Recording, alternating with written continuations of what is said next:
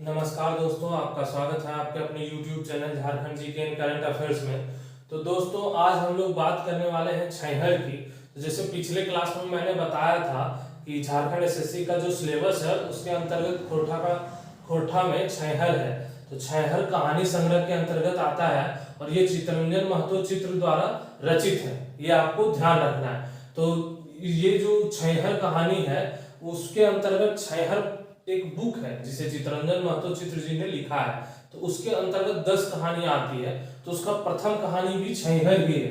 छैहर के ये जो छैहर है ये छैहर कहानी मतलब बुक का प्रथम कहानी छैहर है। तो ध्यान देने वाली बात ये है कि छैहर कहानी है क्या। तो छैहर कहानी का मुख्य जो पात्र है वो है रोहन और सोहन। रोहन और सोहन दोनों जो है ये दैनिक मजदूर है, दोनों दैनिक मजदूर है। और रोहन जो है वो दैनिक मजदूरी के साथ साथ सुरजू बाबू जो गांव के जमींदार हैं उनके यहाँ चाकरी करता है, मतलब नौकरी करता है एक तरह से। और उनके लिए दारू हंडिया का भी जुगाड़ करता है, उससे जो बच जाता है वो उसके लिए भी उसे मिल जाता है, रोहन के लिए। साथ ही साथ दूसरी तरफ जो सोहन है ये दैनिक मजदूरी करता है और इसका जो उठना बैठना होता है वो एक गांव के गुरुजी हैं जिनका नाम क्या है, देवा चौधरी। गांव के जो गुरुजी हैं उनका नाम है देवा चौधरी। इनके यहाँ इसका उठना बैठना होता है सोहन का। तो धीरे धीरे क्या होता है कि रोहन की आर्थिक स्थिति दारू हंडिया के कारण, दारू और हंडिया की वजह से आर्थिक स्थिति खराब होती जाती है। जबकि सोहन है उसको दारू और हंडिया की आदत नहीं होती है, तो इसके पैसे बचते हैं और ये दैनिक मजदूरी भी करता है। साथ ही साथ ये घर में खेती भी करता है, जिसकी वजह से इसकी आर्थिक स्थिति सुदृढ़ होती जाती है। और सुदृढ़ होते होते ये अपने बच्चों को भी पढ़ा पाता है, ये पढ़ाना लिखाना भी करता है बच्चों को, उन पर भी ध्यान दे पाता है। जबकि इसके विपरीत रोहन ना घर पे अपनी ध्यान दे पाता है ना अपने बच्चों पे ध्यान दे पाता है। तो लेखक का सिर्फ कहना है इस छैहर पाठ में, कहानी पाठ में कि जो जिसके साथ रहता है, मतलब संगत की वजह से अच्छे गुण आते हैं और संगत की वजह से बुरे गुण आते हैं। तो इसका मेनली सार यही है। अब इसकी जो क्वेश्चंस आंसर्स होंगे, छैहर कहानी के क्वेश्चंस आंसर जितने भी होंगे तो हम लोग उन्हें देखते हैं। तो चलिए देखते हैं क्वेश्चन आंसर छैहर के कि कौन कौन से क्वेश्चंस इससे पूछे जा सकते हैं। तो चलिए देखते हैं छैहर कहानी में कौन कौन से प्रश्न उत्तर बनते हैं और कौन कौन से प्रश्न आपके एग्जाम में पूछे जा सकते हैं। तो पहला प्रश्न है कि छैहर कहानी गांव जमींदार के की नाम है। तो छैहर कहानी गांव जमींदार के नाम है सुरजू बाबू की है, सुरजू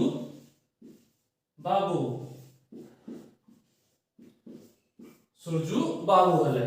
दूसरा क्वेश्चन है कि छैहर कहानी देवा चौधरी के हलत। तो छैहर कहानी जो देवा चौधरी है गांव गुरुजी है, गांव के गुरुजी। अकर घर ककर आना जाना बेसी है, तो अकर घर आना जाना बेसी है सोहन के। ठीक है।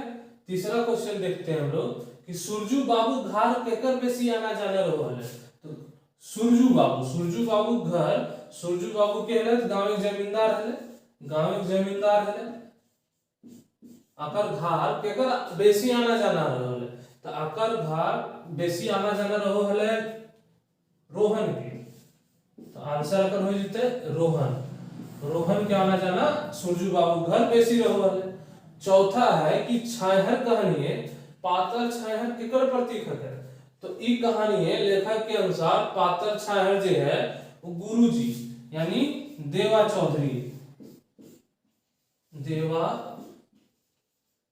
चौधरी के प्रतीक है, गुरुजी के प्रतीक है। बस।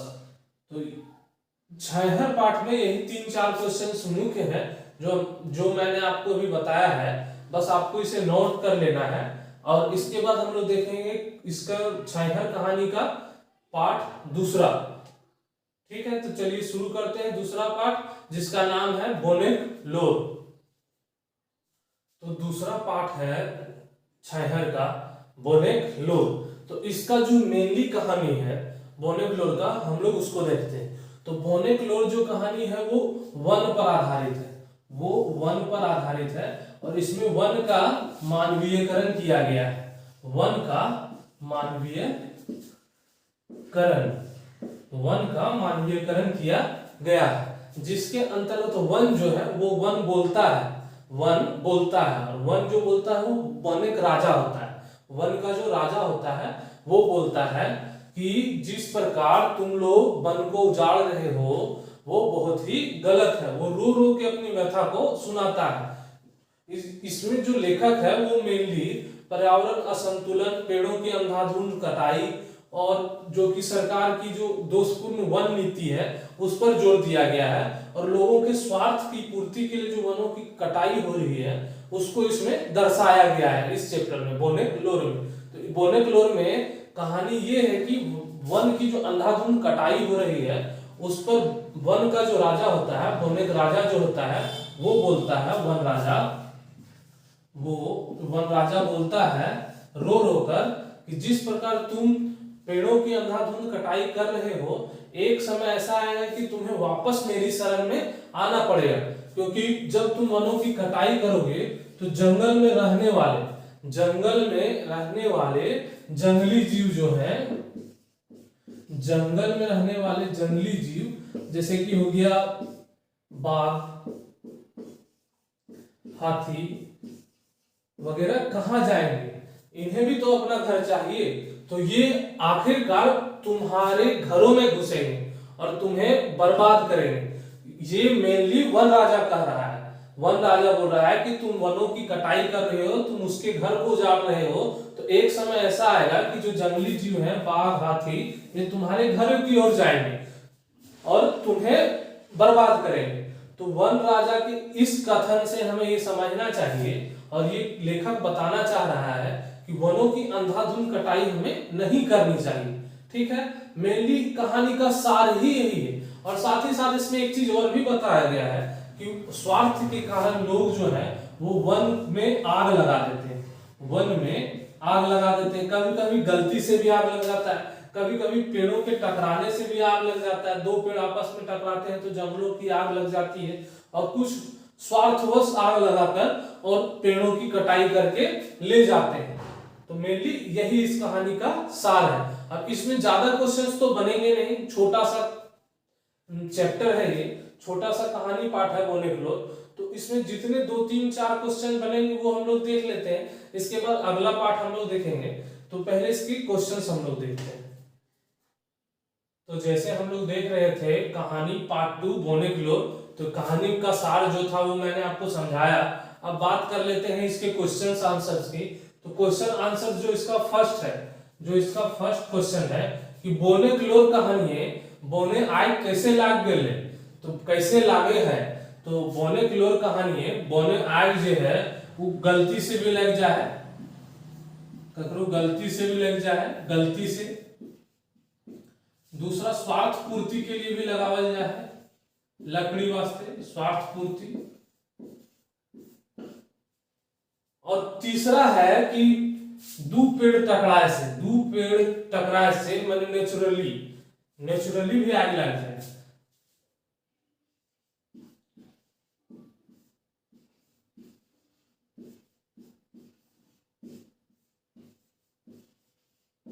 पेड़ टकराने से भी आग लग जाए, ठीक है।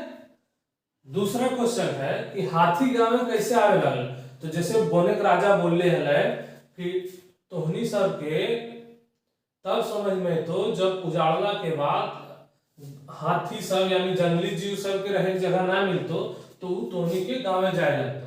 कैसे आग लगल, कहा कि पेड़ पौधा के अंधाधुंध कटाई हो करे, पेड़ पौधा के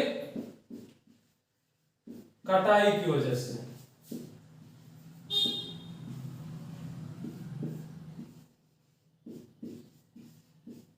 और तीसरा क्वेश्चन है कि बोन राजा, जैसे बोनेक लोर में बोन राजा जो है से काहे कांदे हले। तो बोन राजा कांदे हले काहे, पेड़ पौधा काटे करे हले, पेड़ पौधा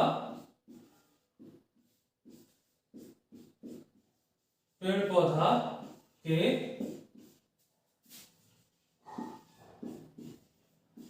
कटाई के कारण, पेड़ पौधा के कटाई के कारण बोन राजा कांदे हले। सिंपल सा बात है। अब ई तो हो गलो अगर 3 गो क्वेश्चन जो हम लोग देख लिए। अब 3 क्वेश्चन हम लोग इसका देख चुके हैं बोनेक्लोर का, और इसमें 1-2 क्वेश्चंस बनेंगे जो मेनली यहीं से रहेंगे, आगे पीछे करके आपसे पूछे जा सकते हैं, कोई बहुत बड़ा बात नहीं है। तो अभी हम लोग देखते हैं कहानी तीसरा कहानी हम लोग चलिए शुरू करते हैं। तीसरा कहानी है हम जियब कैसे। हम जियब कैसे। तो हम जियब कैसे जो कहानी है ये मुख्यतः 2 कैरेक्टर महेश्वर और पार्वती पर आधारित है, ठीक है। और लेखक इसमें मेनली उग्रवाद को दर्शाया है। लेखक ने इसमें मुख्यतः उग्रवाद को दर्शाया है। उग्रवाद को बताने के लिए लेखक ने कहानी लिखा है। तो महेश्वर और पार्वती जो है ये 2 लोग होते हैं जो शहर में रहते हैं। ये एक दिन अपने भतीजा, महेश्वर का एक भतीजा होता है रघुनाथ। महेश्वर का जो भतीजा होता है वो होता है रघुनाथ के यहाँ जाने का सोचते हैं। और रघुनाथ का जो गांव होता है वो होता है मुरपा गांव जाने का सोचते हैं और घर से निकलते हैं। और जैसे ही महेश्वर और पार्वती अपने कार से मुरपा गांव पहुंचते हैं तो देखते हैं कि वहां पे लोगों के बीच भगदड़ मच गई है। लोग अपने अपने घरों में इनकी गाड़ियों महेश्वर के गाड़ी को देखकर लोग अपने अपने घरों में घुस गए। तो ये देखकर महेश्वर जो है वो चौंक जाता है कि आखिर हुआ क्या। तो इधर उधर देखने से सारे लोग अपने दरवाजा बंद कर लेते हैं। ये उतरता है और रघुनाथ जो इसका भतीजा होता है, रघुनाथ जो होता है भतीजा होता है महेश्वर का, उसके घर जाता है और आवाज लगाता है। तो रघुनाथ की जो पत्नी होती है वो महेश्वर की आवाज पहचान लेती है और दरवाजा खोलती है। और खोलने के बाद वो महेश्वर रघुनाथ की पत्नी से पूछता है कि लोगों ने ऐसा क्यों किया। तो महेश्वर को रघुनाथ की जो पत्नी है वो महेश्वर को बताती है। रघुनाथ की जो पत्नी है वो महेश्वर को बताती है कि यहाँ पर पुलिस के द्वारा एमसीसी बोलकर किसी को भी पकड़ लिया जाता है और जेल में बंद कर दिया जाता है। एमसीसी बोलकर किसी को भी पकड़कर जेल में बंद कर दिया जाता है। इसीलिए जब भी कोई गाड़ी आती है तो लोग उसे सरकारी गाड़ी समझ लेते हैं और अपने अपने घरों में घुस जाते हैं और दरवाजा बंद कर लेते हैं ताकि कोई उन्हें पकड़कर जेल में बंद ना कर सके। यह सुनकर महेश्वर को काफी दुख होता है। इस गांव में रहने के क्रम में महेश्वर की जो भेंट है वो चुनिया नामक महिला से होती है जो कि हड़िया दारू बेच के अपना घर चलाती है। हड़िया दारू बेचकर अपना घर चलाती है। चुनिया उसको बताती है कि उसके पति उन्मद को लोभ देकर एमसीसी ने अपने ग्रुप में शामिल कर लिया और बाद में उन्मद जो है वो पुलिस मुठभेड़ में मारा जाता है। और मरने के बाद चुनिया अकेली हो जाती है और उसे अपने घर चलाने के लिए दारू हांडिया बेचना पड़ता है। तो लेखक इसमें मेनली उग्रवाद को दर्शाया है। लेखक इस कहानी में उग्रवाद को दर्शाया है। उग्रवाद की जो समस्या है उस पर ध्यान आकृष्ट किया है, लेकिन इसके लिए कुछ सुझाव, जो इसको कम करने का कुछ सुझाव इसमें लेखक ने नहीं दिया है। मेनली सिर्फ उग्रवाद की जो समस्याएं हैं उसे दर्शाया गया है। अब चलिए इसके क्वेश्चन आंसर देख लेते हैं। तो चलिए देखते हैं छाहर कहानी पार्ट 3 के हामिन जियब कैसे का क्वेश्चन आंसर। तो फर्स्ट क्वेश्चन इसका है जो आपसे एग्जाम में पूछा जा सकता है कि हामिन जियब कैसे कहानी कौन समस्या के ऊपर लिखल गया है। तो हामिन जियब कैसे कहानी जो समस्या है वो किसके ऊपर लिखा गया है, तो ये उग्रवाद के ऊपर लिखा गया है, ठीक है। दूसरा, चुनिया मर्द कैसे मराल गेल है। तो चुनिया जिसका भेंट महेश्वर को मुरपा गांव में होता है, मुरपा गांव में, तो चुनिया मर्द कैसे मरा जाता है वहां पर, तो ये लालच की वजह से एमसीसी में शामिल हो जाता है, उग्रवादियों में। और पुलिस मुठभेड़ में, पुलिस मुठभेड़ में मारा जाता है, पुलिस मुठभेड़ में मारा जाता है, पुलिस मुठभेड़ में मारा जाता है। तीसरा क्वेश्चन है कि रघुनाथ महेश्वर के कौन नाता लगा है? तो रघुनाथ जो है वो महेश्वर के भतीजा लगता है। कौन लगता है? भतीजा। लेकिन ये भी भतीजा कौन सा? गोतिया में भतीजा लगता है, ये गोतिया में भतीजा है, गोतिया में भतीजा लगता है रघुनाथ महेश्वर का। चौथा क्वेश्चन है कि चुनिया का जब पति मर जाता है पुलिस मुठभेड़ में तो की करके अपना वो घर चलाती है। तो चुनिया की करो हले, तो चुनिया दारू बेचो हले, की करो हले? दारू बेचो हले, दारू बेचो हले चुनिया। यही इसके मुख्य क्वेश्चन है। एक क्वेश्चन और आपसे पूछा जा सकता है कि महेश्वर जो है, महेश्वर की पत्नी का नाम क्या था? तो उसका नाम क्या था? पार्वती। उसका नाम पार्वती था, पार्वती नाम था लेकिन लिखती है पार्वती, लिखा है कोठा में। और इसमें एक और क्वेश्चन बन सकता है कि इस कहानी में उग्रवाद का सॉल्यूशन मतलब समस्या का समाधान, उग्रवाद समस्या का समाधान लेखक ने क्या सुझाया है? तो उग्रवाद समस्या का समाधान लेखक ने इसमें कुछ भी नहीं सुझाया है। उग्रवाद के लिए क्या करना चाहिए उसे कम करने के लिए लेखक ने इस विषय पर कहानी में कुछ नहीं बताया है। इसके बाद हम लोग अगला कहानी जो होगा पार्ट 4 उसे हम लोग देखेंगे।